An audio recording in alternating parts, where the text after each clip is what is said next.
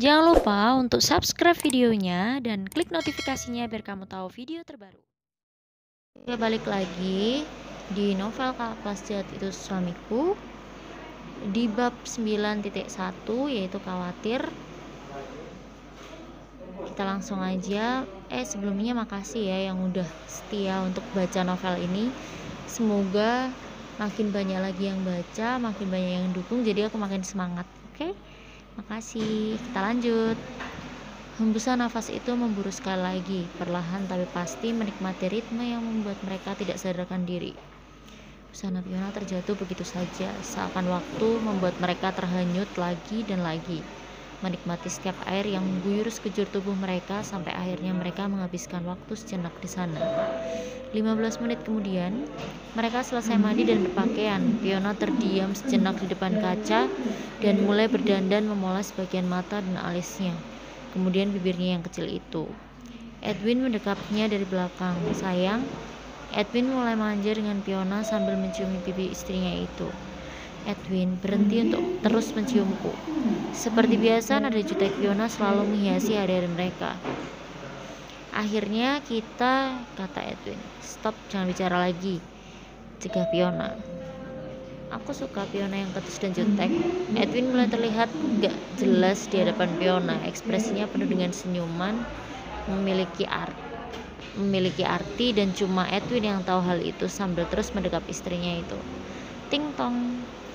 Suara bel dari pintu berbunyi. Edwin melepas pelukannya dan berjalan ke arah pintu. Edwin membuka pintu. I'm sorry sir, this is your breakfast, kata pelayan penginapan itu. Oke, thank you, jawab Edwin singkat. Pelayan itu masuk kamar sambil menggeret kereta berisi beberapa hidangan. Meja makan di kamar itu didesain untuk berdua dan minimalis terletak di bagian pojok kiri ruangan itu. 5 menit berlalu, pelayan itu keluar dari kamar dan Edwin menyelipkan tip di sela-sela piring yang dibawa pelayan itu. Edwin menutup pintu kamar waktu menunjukkan pukul 6. Edwin dan Fiona duduk di meja makan bersiap untuk sarapan sambil menghadap ke jendela kaca yang menampilkan keindahan taman di Santa Monica. Mereka menikmati makanan yang tersedia di meja makan. Bisa kamu suapi aku tentang goreng itu? Kata Edwin dengan tatapan manjanya. Kamu bisa mengambilnya sendiri, Win, jawab Fiona seakan tidak mau peka dengan permintaan Edwin. Aku mau kamu yang suapi aku. Edwin merengek seperti anak kecil. Fiona masih dengan gaya juteknya akhirnya menurut, mengambil garpu dan menancapkan kentang itu lalu memasukkan ke mulut Edwin. Nyam, gitu dong. Edwin tertawa ceria dan mengelus perutnya yang terlanjur penuh dengan makanan di pagi hari. Aneh, Edwin jadi semakin manja. Semakin hari dia semakin berani dan selalu melakukan hal yang tidak terduga.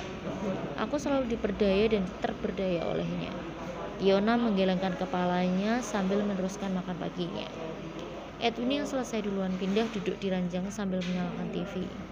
Fiona pun selesai menyantap sarapan paginya, menyusul Edwin untuk ikut menonton TV. Waktu yang masih pagi membuat suasana masih terlihat segar, tapi entah mengapa mata Edwin tidak bisa berkompromi. Dia tertidur lelap seketika dalam hitungan menit. Dasar anak ini, dia selalu mudah untuk tidur, batin Fiona. Fiona yang bosan dengan suasana kamar akhirnya berpikir untuk berjalan-jalan di sekitar penginapan. Pelan-pelan Fiona turun dari ranjang, mengambil dompet dan handphonenya, lalu perlahan berjalan menuju pintunya dan keluar. Fiona menelusuri lorong-lorong yang berjajar banyak kamar, sampai akhirnya bertemu dengan sebuah lift besar yang transparan di ujung lorong sebelah kiri. Fiona naik ke lantai paling atas di penginapan itu dan ternyata ada sebuah kolam renang dengan taman buatan yang cantik. Fiona memesan lemon tea kepada salah satu pelayan karena Fiona sama sekali tidak bisa berbahasa Inggris. Fiona menggunakan aplikasi yang didownload Edwin untuknya. Aku mau pesan lemon tea. Fiona berbicara di aplikasinya dan spontan diterjemahkan dalam bahasa Inggris. Pelayan yang mendengarkan sudah mengerti dan yang dimaksud Fiona. Please wait a minute, Mrs. Fiona, kata pelayan itu. Sambil menunggu minumannya, Fiona bersantai di kursi panjang dekat kolam renang sambil menyaksikan beberapa anak kecil dan banyak orang berenang di kolam renang itu. Suasananya cukup menyenangkan, kata Fiona sambil mengambil majalah di sampingnya. Pukul 7, Edwin mulai terbangun dari tidurnya. Fiona, bisa ambilkan aku minum? Kata Edwin sambil mengusap matanya yang belum bisa terbuka. Namun di tempat itu sama sekali tidak ada yang menyaut. Edwin terkejut lalu duduk dan melihat di sekelilingnya, tapi Fiona tidak ada di depan matanya.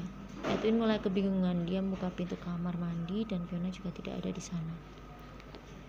Tanpa berpikir panjang, dia keluar dengan segera dan berlari tanpa tujuan. Hatinya mulai khawatir. Edwin menuju ke resepsionis untuk menanyakan keberadaan Fiona, tapi nihil. Tidak ada yang melihatnya. Fiona, kamu di mana? Kamu tidak memberiku kabar. Edwin mencari handphonenya di saku celananya. Ah, sial, HP-ku ketinggalan di kamar. Edwin terus berlari menelusuri setiap ruangan dan taman, sampai akhirnya dia naik ke lantai atas, tempat di mana ada kolam renang. Edwin keluar dari lift dan berlari melihat ke area kolam renang yang sangat ramai itu. Matanya terus mencari dan nafasnya semakin terengah-engah. Excuse me. Edwin mencoba mencari ruang untuk berjalan. Tiba-tiba dia menemukan Fiona yang sedang duduk sambil menikmati lemon tea-nya. Edwin berhenti mencoba mengatur nafasnya. Edwin tertatih-tatih mendekati Fiona dan memeluknya.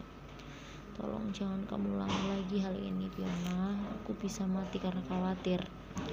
Fiona terkejut dengan pelukan itu, masih tidak paham apa yang dimaksud Edwin. Edwin melepaskan pelukannya dan mencoba mengatur debaran jantungnya yang berlari kencang. Edwin berlari tanpa alas kaki dan wajahnya terlihat lelah. Apa dia? Fiona mulai mengerti. Apa kamu mencari Gwen? Tanya Fiona tanpa rasa berdosa. Siapa lagi yang harus kucari? Apakah aku harus mencari wanita lain? Bisa nggak jika ingin pergi kamu beritahuku? Kamu tahu aku berlari menyusuri seluruh penginapan untuk mencarimu. Kamu bilang sendiri kamu nggak ngerti bahasa Inggris. Kamu juga bilang kamu takut nyasar.